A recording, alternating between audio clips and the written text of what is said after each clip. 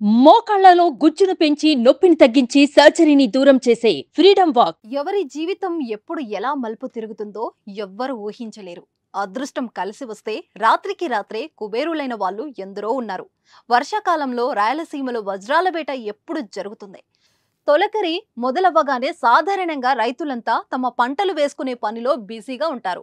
కానీ ఇక్కడి వారు మాత్రం వజ్రాల వేటలో మునిగిపోతారు.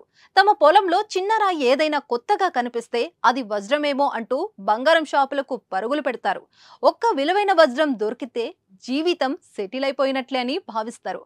ఇక్కడ వారే కాదు, వేరే జిల్లాల వారు కూడా వజ్రాల కోసం రాయలసీమకు ఈ సీజన్లో క్యూ కడతారు. కర్నూలు జిల్లాలో వజ్రాలు దొరకడం కొత్త కాదు. అయితే ఆ వజ్రం వారికి ఎంత లాభం తెచ్చిపెట్టింది అన్నదే వార్త.